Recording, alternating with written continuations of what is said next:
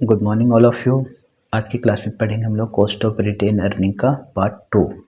इसके पहले एक क्वेश्चन हो चुका है लास्ट क्लास में कि कॉस्ट ऑफ रिटेन अर्निंग कैसे निकलता है, जिसमें लास्ट क्लास में हम आपको बताए थे कि रिटेन अर्निंग क्या होता है और उसका कैलकुलेशन कैसे करते हैं कॉस्ट का। तो cost of retained earning compute करने के लिए हमारे पास 2 फार्मूला था। वहाँ सबसे पहले बात ध्यान देना होता है कि अगर कंपनी कॉर्पोरेट डिविडेंड टैक्स खुद से पे नहीं करेगा तो अलग फार्मूला है, और अगर खुद से पे करेगा कॉर्पोरेट डिविडेंड टैक्स तो उसका अलग तरीका है। तो लास्ट क्लास में हम लोग ने पहली वाली फार्मूला से क्वेश्चन बनाया था, यदि कंपनी कॉर्पोरेट डिविडेंड टैक्स का पेमेंट खुद से नहीं करेगा तो क्या फार्मूला था, हमने एक क्वेश्चन किया था। तो आज की क्लास में हम लोग देखेंगे कि अगर कंपनी कॉर्पोरेट डिविडेंड टैक्स खुद से पे कर रही है टू द गवर्नमेंट तो वहाँ पर ये वाला सेकंड वाला फार्मूला लगेगा। क्या फार्मूला है के आर का?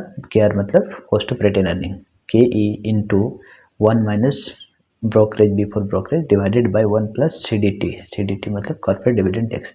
ये फार्मूला थोड़ा अजीब सा दिख रहा है बट डोंट वरी, आसान है, जब क्वेश्चन बनाएंगे तब आपको समझ में आ जाएगा। कि फार्मूला अपना क्या है, K R equal to K E into 1 minus B divided by 1 plus C D T. K E मतलब होता है required return of equity share holder, मतलब कंपनी अगर जो रिटेन अर्निंग का पैसा है उसको कहीं और जगह इन्वेस्ट करती है, किसी भी दूसरे प्रोजेक्ट में इन्वेस्ट करते हैं तो उसको कितना का रिटर्न मिलता है, कितना पैसा मिलता है, उसको बोलते हैं रिक्वायर्ड रेट ऑफ रिटर्न, जिसको के से डिनोट करेंगे। बी मतलब होता है ब्रोकरेज और सी डी टी मतलब कॉर्पोरेट डिविडेंड टैक्स। तो इस वाले फार्मूला का यूज कैसे होता है उसको समझने के लिए क्वेश्चन बनाएंगे। लास्ट क्लास में पहले क्वेश्चन कर चुके थे, आज की क्लास में ये क्वेश्चन नंबर 2। देखिए, कॉर्पोरेट डिविडेंड टैक्स कंपनी पे कर रही है कि नहीं इस बात पर ही डिपेंड करता है कि कौन सा वाला फार्मूला लगाएंगे। क्वेश्चन नंबर 2 देखिए, calculate the cost of retained earning from the following data.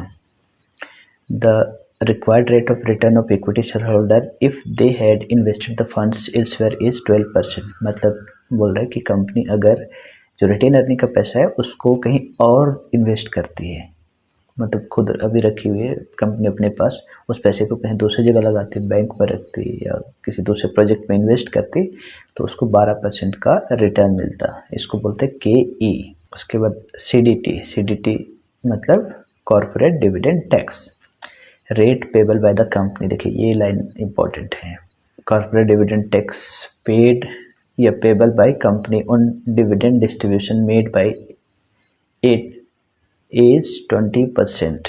मतलब कंपनी कॉर्पोरेट डिविडेंड टैक्स जो है वो कितना पेड करेगी, 20% पे करेगी। ये क्वेश्चन में खुद ही लिखा हुआ है कि कंपनी पे करेगी, तो यही आपको बताना चाह रहा था कि अगर क्वेश्चन में कॉर्पोरेट डिविडेंड टैक्स कंपनी खुद से पे करेगा तो ये सेकंड वाला फार्मूला लगाएंगे, जबकि पिछला वाला क्वेश्चन बनाए थे वहाँ पर कंपनी कॉर्पोरेट डिविडेंड पे नहीं कर रही थी, वहाँ शेयर होल्डर लोग पे कर रहा था। तो ये बात को आपको समझना है कि कौन पे कर रहा है डिविडेंड पर जो टैक्स लगता है वो कौन पे कर रहा है। अगर कंपनी पे कर रही है तो फिर सेकंड वाला फार्मूला लगाएंगे। और ब्रोकरेज रेट है 2% payable by share holder, compute के आर। के आर मतलब कॉस्ट ऑफ रिटेन अर्निंग। तो यहाँ पर आपको सेकंड वाला फार्मूला लगाना है, के आर इक्वल टू, देखिए सेकंड वाला फार्मूला क्या है, K E into 1 minus B by 1 plus C D T. K E into 1 minus brokerage by 1 plus C D T corporate dividend tax, में K into 1 minus brokerage plus divided by 1 plus corporate dividend tax. अब इस formula को expand कीजिए और उसका meaning लिखते जाइए। आप मीनिंग जब भी फार्मूला लिखते हैं किसी भी चैप्टर में तो उसको एक्सप्लेन जरूर करिए। के आर मतलब होता है कॉस्ट ऑफ रिटेन अर्निंग, ये निकालना है। के ई का मतलब क्या होता है, required return of equity share holder.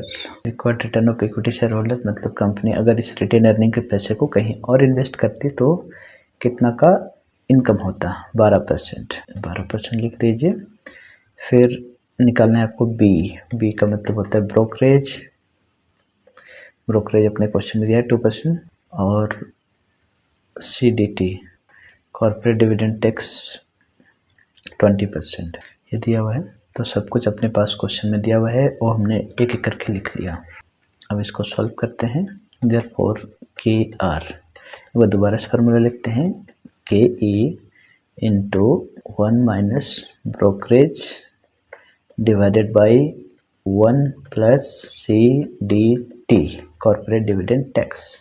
के E required return of equity share holder which is 12%, आप यहाँ पर लिख दीजिए 12% इंटू, बाकी को जैसे लिखते थे शॉर्ट में वैसे लिखो, जैसे कॉर्पोरेट डिविडेंड टैक्स 20% है तो इसको 0.20 लिखेंगे, ये ब्रोकरेज है 2% इसको 0.02 लिखिए, ये शॉर्टकट तरीका है।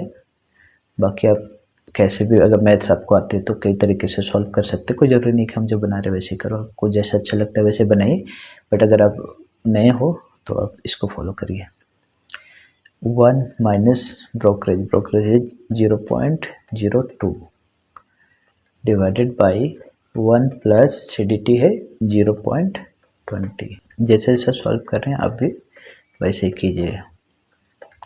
1 में से 0.02 माइनस करेंगे तो बचेगा 0.98 डिवाइडेड बाई 1.20।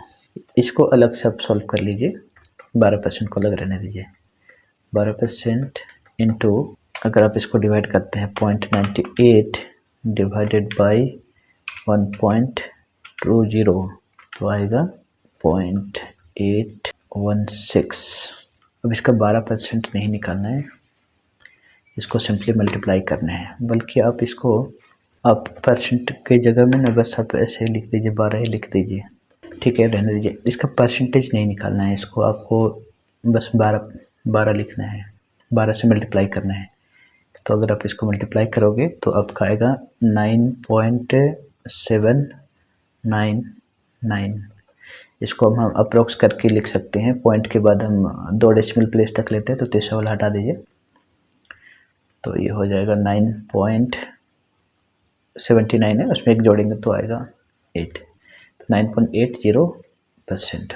थोड़ा सा इसका कैलकुलेशन करने का तरीका अलग है, तो आप जैसा कर रहे वैसे करिएगा, इसको परसेंटेज वगैरह नहीं निकालना है, जैसे जैसे सॉल्व कर रहे वैसे करिएगा, ठीक है।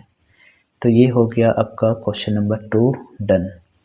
कॉर्पोरेट डिविडेंड टैक्स अगर कंपनी खुद पे करेगी तो ये सेकंड वाला फार्मूला आप लगाएंगे। तो हमने इस चैप्टर में देखा 2 अलग अलग टाइप के क्वेश्चन। कंपनी अगर कॉर्पोरेट डिविडेंड टैक्स खुद से पे नहीं करेगी तो अलग तरीका है, पे करेगी तो अलग तरीका है बनाने का, दोनों का फार्मूला अलग है। तो बाकी आप बुक से क्वेश्चंस देख देख के प्रैक्टिस कर सकते हैं, हमने एक बेसिक आइडिया बताया, बाकी रेगुलर क्लासेज में इसकी सारी क्वेश्चंस होती है, बट आपको यूट्यूब में 1-2 डेमो के तौर पे रहेगी। थैंक्स फॉर वॉचिंग, मिलते हैं हम लोग नेक्स्ट लेक्चर में, थैंक यू।